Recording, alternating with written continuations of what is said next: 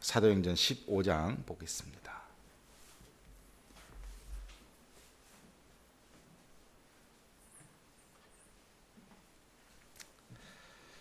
자, 사도행전 15장 보겠습니다.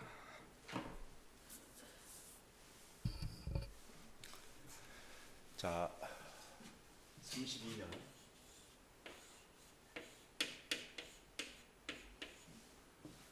사도 바울이 예수님을 만납니다. 사울이 회개를 하게 되죠. 회개하고 3년간 다메섹과 아라비아를 왔다 갔다 하면서 35년까지 자신의 신앙을 점검하는 그런 시간을 갖죠. 그래서 일단 신학과 신앙을 일치시키는 시간이라고 저는 그렇게 생각해요. 자기가 가지고 있는 신앙과 신학을 이제 하나로 만드는 작업을 32년부터 35년까지 했다. 그리고 다메섹에 돌아와서 자기가 핍박했던 그 도시로 돌아와서 복음을 증거하다가 거기에서 핍박을 받으니까 예루살렘에 와서 예수님의 제자들을 만나려고 했더니 제자들이 없죠. 그래서 예수님의 동생 야고보만 만나고 예루살렘에서도 복음을 증거를 합니다. 그랬더니 사람들이 이 사람이 과거에는 핍박하던 사람이 예수를 증거하니까 유태인들이 잡으려고 해요. 그래서 도망을 가서 다소로 갔습니다. 그래서 45년까지 고향인 다소에서 개척을 했습니다. 복음을 증거했지만 성경에 나오지 않는 것을 보면 미비했다. 그렇게 보면 바울이라고 하는 사람이 여기인데 이제 길리아 다소가 여기 있으면 안디옥이 여기에 있고 여기가 이제 예루살렘인데, 자, 여기에서 굉장히 로마의 이제 시민권이 있었으니까 아버지가 군인이지 않는 이상 돈을 주고 아마 시민권을 샀을 거예요. 막대한 돈을 주고 시민권을 사서 다소에서 자랐는데 아버지가 얼마나 유태인으로서 율법을 사랑하고 또 하나님의 율법을 크게 사랑했으면 자식을 아주 어렸을 때부터 강하게 키웠단 말이에요. 율법대로. 그러니까 몸에 배었어. 그래서 똑똑하니까 이놈을 유학을 보내서 어디까지 오냐면 친척들이 살고 있는 예루살렘으로 보내죠. 그래서 예루살렘에서 청년기를 보내면서 공부를 쫙 해가지고 진짜 그 바리새파 이제 유태인이 되는데, 여기에서 이제 사도 바울이 여기에서 여기를 오고 가는 이 과정이 이제 몇 번을 했을 거 아니에요. 집이 여기니까. 그런데 자기가 그렇게 율법대로 아버지의 어떤 율법대로 살았던 사람이 유학까지 와가지고 다시 돌아가서 전한 것이 율법이 아닌 복음이었다면 얼마나 주위의 가족들이 반대를 했겠어요. 그러니까 다소에서 큰 어떤 증거가 없었던 거죠. 그러다가 안디옥에 문제가 하나 생겼죠. 뭐냐면 여기서 복음이 들어가기 시작해서 급속도로 성도들이 늘어나니까 예루살렘에서 바나바를 이쪽으로 파견을 합니다. 바나바를 파견을 해서 이 교회에 담임을 하겠더니 바나바가 이 교회에서 사역을 해봤는데 자기가 교리적으로는 잘 설명하지 못했지만 목회적인 사역은 아주 잘했어요. 그래서 교인들이 계속 증가하니까 이 바나바가 진짜 복음의 가치를 설명해 줄 사람이 필요하게 된 거예요. 교인 수가 늘어나니까. 그래서 바로 옆에 있는 다소로 가가지고 한 집 한 집 물어서 혹시 바울이라는 사람을 압니까? 해가지고 바울을 찾아서 데리고 왔어요. 데리고 와서 45에서 46년까지 1년간 열심히 복음을 전합니다. 누구와 함께? 바나바와 함께 안디옥에서 열심히 전하다가 47년이 돼서 이제 47년에서 49년까지 바울이 뭐 하냐면 이제 전도 여행을 1차 전도 여행을 떠나게 됩니다. 1차 전도 여행을 떠날 때 길리아 다소에 여기에 있는 비시니아 안디옥 이쪽 근처, 갈라디아 지방 이쪽 근처를 중심으로 타켓을 삼아서 고향하고 가까운, 우리로 따지면 한 부산에 가서 이렇게 복음을 열심히 증거했단 말이죠. 복음을 증거하고 여러 가지 경험을 한 다음에 배를 타고 다시 예루살렘으로 들어왔어요. 그때가 49년이에요. 예루살렘에 들어왔는데 와서 14장의 마지막에 안디옥에 이르러서 예루살렘 들어오게 하는 게 안디옥으로 왔죠. 안디옥에 들어와서 이제 선교 보고를 하는 거예요. 우리가 1차 우리가 전도 여행을 쭉 바나바하고 했는데 이런 일들이 있었다고 보고를 했더니 너무 성도들이 기뻐하면서 하나님께서 은혜를 주신 것에 대해서 감사하고 있었어요. 자, 그다음 이제 15장으로 그래서 넘어갑니다. 그런 과정을 거친 쯤에 AD 49년 15장에 어떤 사람들이 어떤 사람이면 바리새파 유대 개종자들이에요. 바리새파 유대 개종자.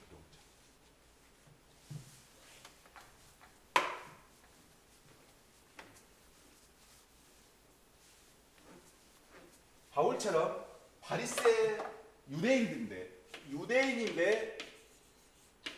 이 사람들은 바리새파예요. 유대인들이 바리새파란 말은 무슨 말이냐면 굉장히 율법적이라는 거예요. 바리새파도 있고 사두개인도 있고 서기관도 있고 뭐 그러는데 이 사두개파는 굉장히 유연해. 권력층이니까 뭐 율법을 지킬 때도 있고 안 지킬 때도 있고 자기한테 이익이 되면 그러는데 이 바리새파들은 철저하게 지킨 사람들이에요. 그리고 서기관들은 공부를 열심히 하는 사람들이에요. 이제 선생님들 역할을 하는 거죠. 뭐 랍비 같은. 그런데 유태인이면서 바리새파라는 것은 굉장히 율법적이라는 소리예요. 근데 오늘 바로 어떤 사람들이 이제 뒤에 나오니까 어떤 사람들은 이 바리새파 유대인이었는데 누구를 믿었냐면 예수를 믿어요. 바울과 똑같은 사람이죠. 과거에는 이렇게 생각합니다. 불교 신자고 불교 신자 중에서 철저히 지켰는데 그 사람이 갑자기 예수를 믿게 됐어. 그랬었을 때 반응들하고 비슷한 건데, 자 보면 유대로부터 나와서 형제들을 가르치되, 자 너희가 모세의 율법대로 할례를 받지 아니하면 능히 구원을 받지 못한다, 이렇게 가르친 거예요. 자 예수를 믿었지만 반드시 모세가 가르쳐준 율법을 지켜야 한다. 모세의 율법을 강조했어요. 이 사람들이 바리새파 유대인들이었어요. 바울 및 바나바와 그들 사이에 적지 않는 다툼과 변론이 일어난지라. 자 바울하고 바나바는 그게 아니다 라는 쪽이고, 이 사람들은 모세의 율법대로 할례를 받아야 된다. 그러니까 구원의 조건이 할례다, 할례가 아니다, 이거 갖고 싸운 거예요. 자 다투기 시작하고 형제들이 그랬어요. 이 형제들은 안디옥 교회 성도들을 말합니다. 그래서 안디옥 교회 성도들이 이 서로 다투는 문제에 대해서 바울과 바나바 및 그 중에 몇 사람들을 예루살렘에 있는 사도와 장로들에게 보내기로 작정하니라, 이렇게 돼 있어요. 이거 갈라디아 2장에 또 자세히 나와 있어요. 자 근데 재밌는 것은 뭐냐면 두 사람이 막 다퉈. 바리새파 유태인들과 이 바나바와 바울이 복음을 경험했던 사람과 경험하지 않고 율법적으로 받아들이고 있는 이 두 부류가 서로 다투게 됐어요. 다투니까 변론을 하니까 서로 답이 안 나오는 거야. 그러니까 어떻게 하냐면, 그러지 말고 우리한테 원 복음을 제공해 준 누구한테 가자? 예루살렘에 있는 사도들한테 가자. 이렇게 답이 나온 거야. 사도들한테 가서 한번 물어보자. 우리 여기서 싸우지 말고. 가장 현명한 거죠. 자, 두 부류가 다퉜을 때 처음으로 우리에게 복음을 전해준 이 사람들이 알고 있지 않겠느냐. 그래서 여기에 가서 물어보자, 이렇게 결정을 내렸다는 거죠. 그래서 3절에 보면 그들이 교회의 전송을 받고 베니게와 사마리아로 다니며, 자 어디 여기가 예루살렘에 올라오면 여기가 걸어서 오면 사마리아가 있고 베니게가 있어요. 중간에 있는데 여기는 우리가 지난번에 봤었지만 빌립이 전도해서 사마리아에 복음이 들어간 것이죠. 근데 거기에 교회가 섰던 모양이에요. 빌립이 세워놓은 교회가 있었는데 거기에 누가 갔냐면 이 바울 일행이 갑니다. 보면 이방인들이 주께 돌아온 일을 말하여 형제들을 다 크게 기쁘게 하더라. 그래서 여기 가서도 그냥 오지 않고 또 교회에 들어갔고 복음을 전했어. 그랬더니 자기들이 전도여행한 결과를 또 이들한테도 가르쳐 주니까 이 사마리아에 있는 교회들도 엄청 기뻐한 거예요. 그래서 이제 다시 예루살렘에 이르러 이제 다시 예루살렘으로 돌아왔습니다. 이제 목적지에 왔죠. 교회와 사도와 장로들에게 영접을 받고 하나님이 자기들과 함께 계셔서 행하신 모든 일을 말하매 그랬어요. 자, 영접을 받았다는 게 중요하죠. 그 전에 바울이 1차 전도 여행을 떠나기 전에 구제 헌금을 갖고 예루살렘 교회에 방문을 했어. 그러니까 그 헌금을 받았던 예루살렘 교회가 바나바 바울을 굉장히 귀하게 안디옥 교회에서 이방인 교회에서 우리를 도왔다. 이것을 굉장히 귀하게 생각했고 그 지도자들이 예루살렘에 오니까 온 교회 교인들이 아주 영접하며 아주 기쁘게 받아들였어요. 자, 그런데 그 중에 바리새파 중에 어떤 믿는 사람들이 자 15절 방금 여기 이 사람들 우리가 1장에서 1절에서 봤던 그 사람들과 동일한 사람들이에요. 말하되 이방인에게 할례를 행하고 모세 율법을 지키라 명하는 것이 마땅하다. 이제 시비를 걸었어요. 오자마자. 그래서 6절에 보면 사도와 장로들이 다 이 일을 의논하러 모였어요. 자, 의장은 야고보고 토론자는 사도들과 장로들과 바나바와 바울과 바리새파 유태인들이 토론자로 등장합니다. 자, 많은 변론이 있었습니다. 그래, 첫 번째 누가 나서냐면 베드로가 나서요.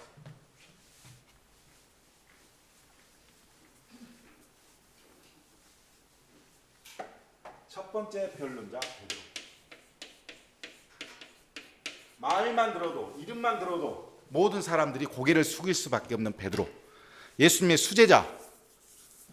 이 베드로가 자 7절에 보니까 뭐라고 이야기하면 형제들아 너희도 알거니와 뭘 알죠? 지금 베드로가 한 이야기는 사도행전 11장에 있었던 10장부터 11장에 쭉 나왔던 이야기 뭐냐면 고넬료 이방인 고넬료가 성령의 인도하심을 따라 자신이 복음을 전했고 그가 성령을 받았는데 그 받은 증거까지 우리가 마치 오순절날 성령을 받았던 그 똑같은 현상이 고넬료 집안에서도 일어났다. 이것을 보면 이방인도 구원을 받았다는 증거가 이미 우리는 고넬료 10장을 다 통해서 봤어요. 자, 그 이야기를 하는 거예요. 하나님이 이방인들로 내 입에서 복음의 말씀, 구원의 소식을 들어 믿게 하려고 오래전부터 너희 가운데서 나를 택하시고 또 마음을 아시는 하나님이 우리에게와 같이 그들에게도 성령을 주어 증언하시고 그렇죠? 마음을 아시는 하나님. 자, 유태인들은 지금 뭐라고 말하냐면 할례를 이야기하는데 할례를 받아야 구원을 받는다고 하는데 마음을 아시는 하나님이라고 했어요. 마음하고 할례가 부딪히. 자, 우리와 같이 그들에게도 성령을 주어 증언하시고 믿음으로 그들의 마음을 깨끗하게 하사 그들이나 우리나 차별하지 아니하셨나이다. 이렇게. 자, 유대의 선민 사상, 선민 의식. 할례라는 선민 의식이에요. 유태인들이 내가 이거의 선민 의식, 할례를 받는 선민이라는 그 하나님으로부터 택함을 받았다는 것이 굉장히 강한데 이방인이 제가 유태인처럼 살고 싶습니다. 그러면 유태인들은 받아요. 받아가지고 할례부터 시켜. 그러니까 할례는 곧 뭐냐면 선민이야. 그런데 지금 베드로가 뭘 이야기하면 마음으로부터 성령을 주셨다고 했어. 성령. 그러면 선민의식, 할례 선민의식을 완전히 배제하고 마음으로부터 성령이 곧 뭘 의미하냐면 차별하지 않고 다 주셨다. 이렇게 이야기해요. 그러면서 하는 말. 그런데 지금 너희가 어찌하여 하나님을 시험하여 우리 조상과 우리도 능히 매지 못하던 멍에를 여기 멍에는 율법을 말합니다. 율법을 제자들의 목에 두려느냐 이렇게 물었어요. 자, 너도 나도 지키지 못한 율법. 그것 때문에 너도 죽고 나도 죽을 뻔했는데 우리도 지키지 못하는 그 율법을 이 사람들에게 또 지우려 하는 것이 말이 되느냐 이렇게 물었고 이제 결론적으로 이렇게 이야기합니다. 우리는 그들이 우리와 동일하게 주 예수의 은혜로 구원받은 줄을 믿노라 그래 버렸어요. 누가? 베드로가. 1번 주자 베드로가 마음으로부터 성령을 받았어. 마음으로부터 성령. 자, 할례를 주장하는 그들한테 너 마음으로부터 성령 이것이 구원의 조건인지 할례가 구원의 조건이 아니다. 베드로가 이렇게 주장을 합니다. 그랬더니 두 번째 온 무리가 가만히 있어 바나바와 바울이 두 번째 주장 바나바와 바울입니다. 바울이 나중이고 바나바가 먼저예요. 왜 그러죠? 이 예루살렘 교회에서는 바나바가 어른이에요. 우리는 바울을 더 알아주지만 예루살렘 교회는 바나바가 어른이에요. 바나바를 예루살렘 교회에서 파송했고 그러니까 바나바는 이 예수님의 제자들과 못지않는 70명의 제자 중에 한 명이었어요. 예수님의 70명 제자를 파견하는데 누가복음 보면 파견했었을 때 바나바가 있습니다. 누구도 마가도 있었고 그래서 그 70명의 제자 중에 한 명이었고 12제자는 안 했지만 굉장히 예수님의 삶과 함께 했었던 사람이 이 바나바였습니다. 이 바나바가 자 바울하고 뭐라고 이야기했냐면 하나님께서 자기들로 말미암아 이방인 중에서 행하신 표적. 자, 이 사람들은 뭐야? 표적과 기사를 이야기했어요. 표적과 기사. 그러면서 하는 말 관하여 말하는 것을 듣더니 그랬어요. 자, 첫 번째 주자 나와서 할례가 구원의 조건이 아니다. 뭐가 아니냐? 마음으로부터 오시는 성령이다. 자, 두 번째 주자 바나바와 바울이 우리에게 성령의 표적과 기사가 있었다. 그러니 할례는 구원의 조건이 되지 못한다. 이렇게 설명을 이 두 사람들이 나와서 했다는 거예요. 자, 우리가 굉장히 중요하게 생각해야 할 것. 교리가 중요합니까? 체험이 중요합니까? 엄청나게 중요한 거예요. 내가 가지고 있는 체험을 성경적으로 이것을 다시 제고하지 않으면 내 체험이 공동석상에서 그러니까 공동체가 가지고 있는 믿음에 맞지 않을 수도 있어. 그래서 내가 예를 들어서 뭔 신비적인 체험을 했다. 내가 어떤 하나님의 어떤 능력을 체험했다라고 했었을 때는 반드시 내가 한 체험과 성경의 말씀과 비교를 해야 돼. 반대로 성경적인 것을 가지고 막 열심히 성경적 하다가 나에게 어떤 체험이 왔어. 그러면 이 체험이 이 성경이 가지고 있는 진리가 내가 하나님을 느끼는 체험과 또 맞는가를 또 지켜봐야 돼. 자, 우리는 성경적 그러면서 교리를 만들어냈어요. 이 교리가 하나님 전체를 설명한다고 생각하면 큰 잘못이요. 자, 한국 교회 우리가 문제가 하나 있는데요. 성경이 구약 39권, 신약 27권에서 구약 신약이 많아. 당시에 사람들이 이 구약 신약을 다 읽으려면 보통 부자가 아니어야 돼. 책이 없으니까. 그래서 우리 16세기까지 그러니까 이 인쇄업이 발달하기 전까지만 해도 일반 개인이 성경을 갖는다는 것은 있을 수가 없었어요. 교회에 한 권 있을까 말까요. 그래서 이 성경을 어떻게 했어요? 그때는 한 수사가 이렇게 불러주면 나머지 한 20명이 앉아서 적는 거 아니에요. 그럼 내가 발음이 이상해갖고 예배 그래보려고 이상하게 써올 수도 있어요. 그러니까 발음이 좋은 사람이 읽어주면 잘 쓰는데 발음이 나쁜 사람이 읽어주거나 또 읽는 도중에 졸아본 사람은 엄한 소리를 또 써볼 수 있어. 근데 그걸 일일이 다 또 할 수가 없잖아. 그러니까 될 수 있으면 성경을 보고할 때 뭐냐면 굉장히 중요하게 생각했던 것대로 했는데 이걸 다 보지 못해. 그래서 교회에서 누구만 봤냐면 가르치는 감독만 봤어. 그러니까 함부로 내가 뭐 이렇다고 생각합니다 하면 성경을 보고 이야기를 해야 되는데 일반 성도들은 성도를 보지 못했어. 그러다가 언제부터? 인쇄업이 발달해부터 막 보기 시작해. 근데 이 당시 그런데 이 구약 신약을 일반 개인이 다 이해하고 성경은 이러니까 내가 이렇게 성경적인 삶을 살아야 돼. 이러기가 힘들어. 그래서 뭘 만들었어요? 교리를 만들어요. 교리는 뭐냐면 이 모든 성경을 쫙 해가지고 쫙 뺀 거예요. 마치 십계명처럼 쫙 빼가지고 이것대로 스탠다드를 딱 정해놓고 이것대로 살면 돼라고 하는 것이 교리예요. 자, 하나님이 임하시다면 하나님의 말씀은 요만도 안 할 거예요. 작아. 이만한 하나님을 성경으로 표시를 했어. 그랬더니 그 성경을 또 교리적으로 또 표시를 했어. 그리고 우리는 그 교리를 믿어. 그러면 이 교리가 하나님 전체를 설명해내느냐? 절대 그렇지 않다는 거예요. 그래서 체험이라고 하는 것이 굉장히 중요하다는 거예요. 그러나 이 체험이 성경과 또 비교를 해야 이게 공동체적인 신앙과 일치가 되느냐 안 되느냐를 또 찾아봐야 돼.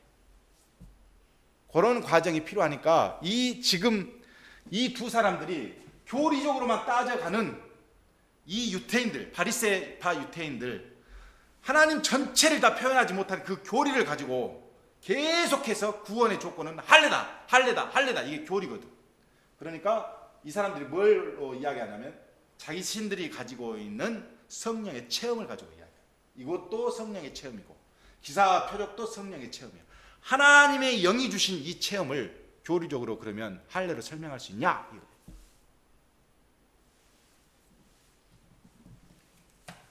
그랬더니 이제 결정을 내려야 되잖아요. 자, 그랬더니 세 번째 누가 나오냐면 그 어마어마한 사람.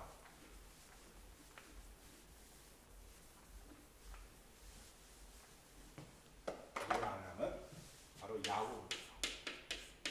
세 번째 등장한 사람이 야고보. 이 야고보가 한마디 해보니까 다 끝나버려.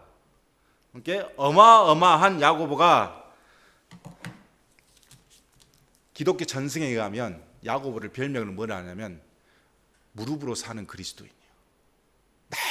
날마다 기도만 한 사람이에요. 예수님이 형이잖아요. 부활하신 예수님을 만나고 야고보가 그 다음부터 기도만 했대요. 그러니까 유태인들이 왜 베드로로 교회를 수장으로 세우지 않고 야고보로 세웠을까? 상당히 의미가 있어요. 우리는 성경에 나와 있지 않지만 자료들에 의하면 예수님의 어머니 마리아는 성전에서 봉사하는 여인이었어요. 아버지는 족보가 쭉 나오니까 그 제사장의 가문이었고 제사장의 가문에서 딸로 태어나서 성전에서 봉사하고 살았어. 그런데 임신을 했어. 결혼도 안 했는데. 그러니까 그곳에서 있을 수가 없었어. 그래서 어디로 가요? 나사렛으로 가는 거야. 그래서 나사렛에서 살아. 나사렛에서 사는데 첫째 아들 예수님을 낳았어. 낳는데 보통뿐이 아니잖아요. 그러니까 둘째 낳고 셋째 낳고 계속 낳아, 애는. 그런데 너무 어렵게 살아. 그럼에도 불구하고 뭘 가르쳤냐면 이 여인이 제사장의 가문의 딸이었기 때문에 예수님의 어머니 마리아가 성경을 엄청 자식들한테 가르친 거예요. 그러니까 자식들이 예수님의 동생들이 나중에 예수님을 찾아와서 정말 당신이 메시아면, 그러니까 메시아 사상에 대해서 너무 잘 알고 있어. 예루살렘에 가서 확실히 밝혀버려라 차라리, 이렇게 이야기하잖아요. 그러니까 이 예수님의 동생들은 상당히 신앙교육을 받은 사람이야. 어디에서 나오냐면 오늘 본문에서 등장합니다. 자, 서로 다투고 있었을 때 야고보가 대답하여 이르되 형제들아 내 말을 들어라. 이렇게 조용히 해버려. 수장이니까.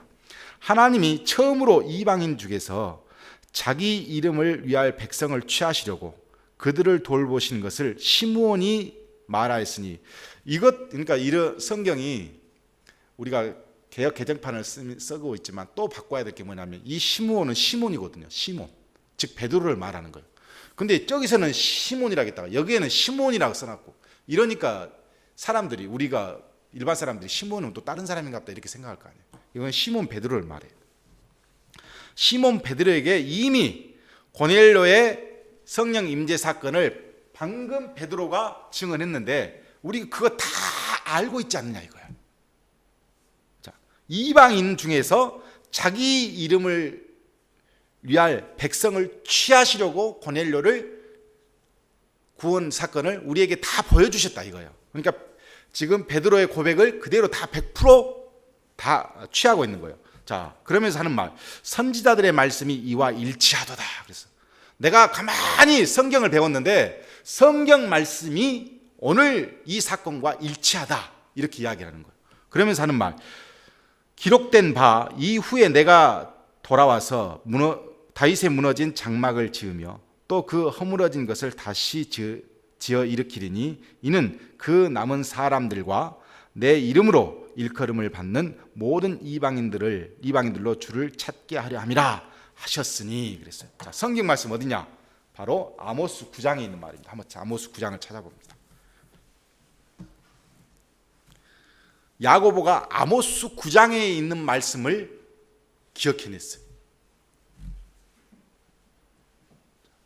1282쪽 아모스 9장에 보면, 구약성경 아모스 9장에 보면 아모스가 다섯 가지 환상을 봅니다. 그 다섯 번째 환상 중에 마지막 환상, 문지방 환상이 9장에 기록이 되어 있어요. 자, 9장 1절에 보면 이렇게 되어 있어요. 9장 1절에 중간에 보면 기둥머리를 쳐서 문지방이 움직이게 하며 그랬어요.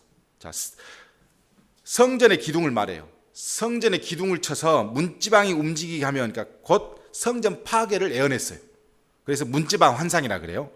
그런데 8절에 보면, 8절 제일 밑에 보면 야곱의 집은 온전히 멸하지 아니하리라 여호와의 말씀이니라. 자, 다윗의 족보 야곱의 집은 내가 멸망하지 않고 성전은 무너뜨려도 그 계보는, 구원의 계보는 내가 멸하지 않겠다. 이렇게 하나님이 아모스를 통해서 말씀해 주셨어요. 자, 11절에 보면, 자, 그러면서 하나님이 그날에 내가 다윗의 무너진 장막을 일으키고 그것들의 틈을 막으며 그 허물어진 것을 일으켜 옛적과 같이 세우고 그들이 에돔의 남은 자와 내 이름으로 일컫는 만국을 기업으로 얻게 하리라. 이렇게 해서, 자, 오늘 이 말씀하고 뒤에 우리 사도행전에 지금 야고보가 기억하고 있는 성경 내용하고 똑같냐? 똑같지가 않아요. 그 말은 무슨 말이죠? 야고보도 성경을 갖고 있지 않다는 소리야. 그러니까 자기가 기억했어. 그 말씀을 얼마나 많이 읽었더니 그 말씀이 기억이 나는 거예요. 자, 그렇게 하면서 이스라엘 회복을 약속했을 때 다윗의 장막이라는 단어가 나왔어요. 다윗의 장막이 무슨 의미가 있냐? 여기서 왜 하필이면 다윗의 장막이냐? 다윗의 장막이 있고 모세의 장막이 있고 그리고 성전이 있어요. 성전은 누가 지었죠? 솔로몬이 지었어요. 자, 하나님께서 모세의 장막을 그대로 다윗의 장막으로 옮기셨어.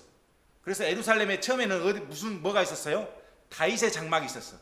다윗이 이 장막을 성전으로 바꾸겠지만 하나님이 허락하지 않고 솔로몬이 성전을 지었죠. 자, 장막하고 성전이 무슨 차이가 있냐? 장막은 오늘 여기다 쳤다가 내일 저기다 옮길 수 있어요. 자, 왜 두 개가 중요하죠? 하나님이 임재하신 곳이 장막이었어. 하나님이 임재하신 곳이 성전이었어. 자, 예루살렘의 성전에 하나님이 임재하셨고 이제는 다윗의 장막에도 하나님이 임재하셨어. 자, 장막과 성전은 하나님의 임재를 상징하는데 옛날에는 움직이는 곳에 다 성전이 함께 하셨어. 성령이 함께 하셨어. 하나님의 영이. 그래서 모세가 하나님의 영이 지금부터 움직여라 그러면 모세가 장막을 회막을 뜯어다가 움직이는 거예요. 그러면 그 안에 하나님이 함께 계셔. 근데 솔로몬이 성전을 딱 지어보니까 하나님이 어떻게 돼요? 움직이지 않고 고정이 되고 성전에 고정이 되고 하나님의 영이 성전 안에 있다고 생각한 유대인들은 다른 데는 하나님이 안 계시고 어디에 계셔요? 이곳 이제 움직이지 않고 오직 예루살렘 성전에만 계신다. 이 고정관념이 딱 있어. 그러니까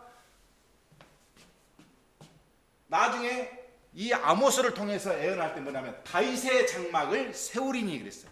솔로몬의 성전이 아니고 다윗의 장막이에요. 다윗의 장막은 움직이는 하나님의 임재를 의미해요. 그런데 예루살렘에만 구원이 있다고 생각하는 바리새파 유대인들이 할례를 통해서만 오직 하나님의 아들이라 이렇게 이야기하는데 이제는 야고보가 보기에 사울을 통해서도 바나바를 통해서도 베드로를 통해서도 하나님의 영이 이 예루살렘에만 있는 것이 아니라 어디가 있어요? 가는 곳마다 다 있는 거예요. 이거는 뭐예요? 움직이고 있다는 거예요. 결국 장막은 다윗의 장막을 야고보가 해석했을 때 뭐냐면 이제 하나님의 영은 예루살렘에서만 임재하시지 않고 이방인들까지 다 옮기셔서 이제 역사하시는구나. 이게 하나님이 말씀하신 이 약속하셨던 아모스의 선지자의 입술을 통해서 약속하셨던 그 다윗의 장막이 오늘 이렇게 성령이 이곳에도 임하시고 저곳에도 임하시고 예루살렘의 유태인들만 임하신 것이 아니라 이방인이 있는 곳에도 임하시는구나, 이 예언이 그거였구나, 이렇게 해석을 딱 해준 거예요. 성령 지식이 풍부하니까. 자, 다시 사도행전으로 돌아와서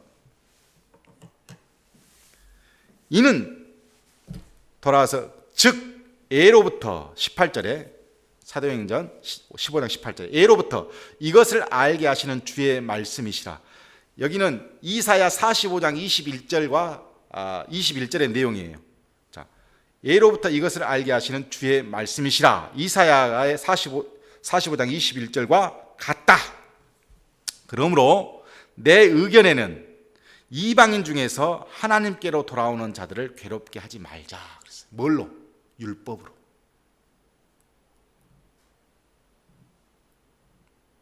그러면서 하는 말, 다만 우상의 더러운 것과, 첫째 우상의 더러운 것, 우상의 제물, 둘째 음행, 이렇게 예배를 드리면서 이방 사람들은 이 이방 풍습들은 예배를 드리면서 성행위를 했어요. 그런 어떤 그 성행위, 목매어 죽인 것, 짐승을 목매어서 죽여가지고 그걸로 제사를 했거든. 그런 거, 그리고 피를 마시는 거, 생명의 근원에 대한 어떤 기본적인 파괴를 하는 것, 이런 것들을 멀리하고 다른 어떤 율법으로부터 자유케 해주자, 이렇게 합니다. 그러면서 21절, 이는 예로부터 각 성에서 모세를 전하는 자가 있어. 자, 회당에서 모세를 전했잖아요. 안식일마다 회당에서 그 길을 일금이르더라. 그래서 자, 회당에 다 이것을 우리가 모세 이름으로 모이는 그 회당에 교회가 되었으면 거기에 다 이 이름으로 다 전하자, 이렇게 합의를 봤어요. 누가? 예수님의 동생 야고보, 수자가. 이 내용을 보면 예수님의 동생 야고보가 보통 사람이 아니라는 걸 잘 알 수 있어요. 가만히 듣고 자신이 늘 기도하면서 성경을 묵상했던 그 내용을 정확하게 여기서 끄집어냈어요. 자, 말씀을 기억하게 하시는 이가 누구라고 그랬죠? 성령. 뒤에 보면 그 평가가 나와 있어요. 자, 이에 사도와 12사도와 장로와 온 교회 구성원, 그러니까 총회 구성원들이 그 중에서 사람들을 택하여 바울과 바나바와 함께 안디옥으로 보내기를 결정했어요. 자, 안디옥에서 이제 그 문제를 갖고 왔으니까 우리가 안디옥에서 결정하다. 형제 중에 인도자인 바사바라 하는 유다와 실라, 로마식 이름은 실루아노죠.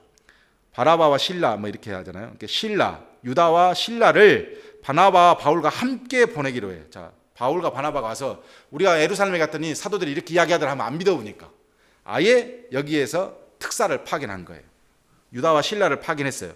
그 편지를 붙여 이르되 사도와 장로된 형제들은, 교회 지도자들은 안디옥과 수리아와 길리아, 바울이 1차 전도를 했던 수리아 땅, 길리아 땅에 있는 이방인 형제들에게 문안하노라 해놓고, 들은즉 우리 가운데서 어떤 사람들이, 바리새파 유대 개종자들이 우리의 지시도 없이 나가서 말로 너희를 괴롭게 하고 마음을 혼란하게 한다 하기로, 그런 말이 들렸기 때문에 사람을 택하여 공식 대표 2명 유다와 실라를 택하여 우리 주 예수 그리스도의 이름을 위하여 생명을 아끼지 아니한 자인 우리가 사랑하는 바나바와 바울과 함께 너희에게 보내기를 만장일치로 결정하였노라 라고 편지를 썼어요. 그래서 보냈어.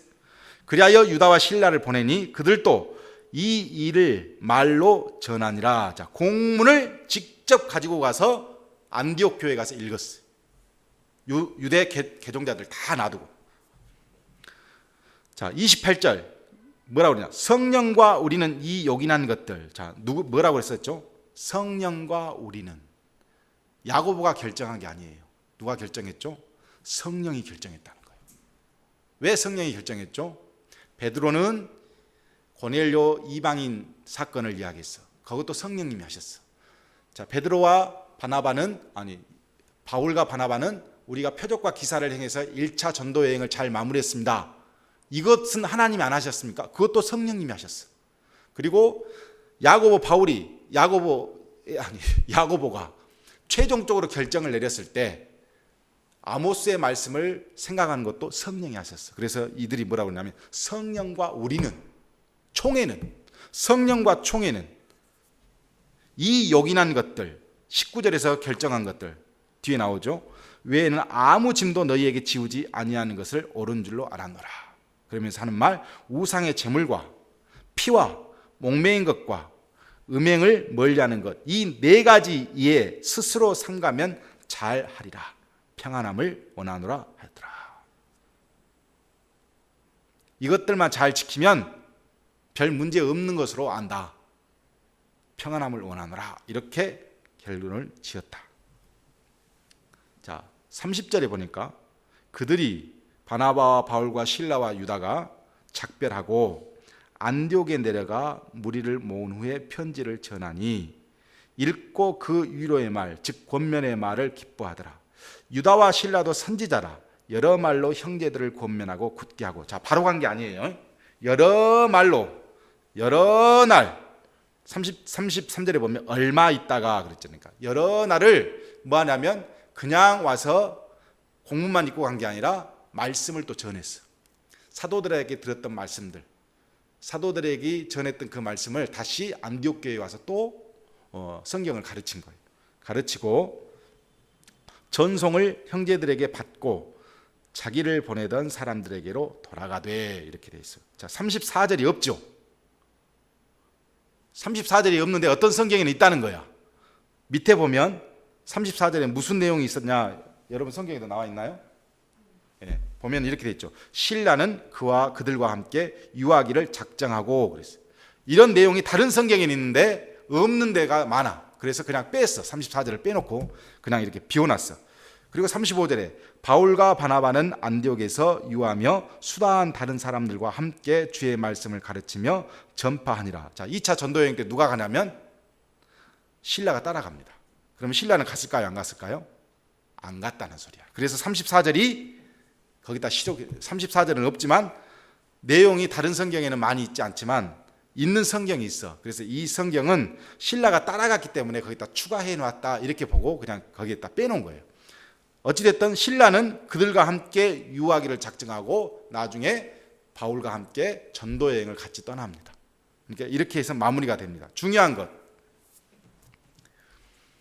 우리는 성령이 나에게 임재하셔서 또 우리 교회에서 우리 가정에서 임재하셔서 하시는 일들을 우리가 눈으로 볼 수 있기도 하고 깨닫지 못할 수도 있어요. 중요한 것은 뭐냐면 성령께서 하시는 일에는 뭐가냐면 결과가 어찌됐든 하나님 쪽으로 결론이 나에게 돼 있어요.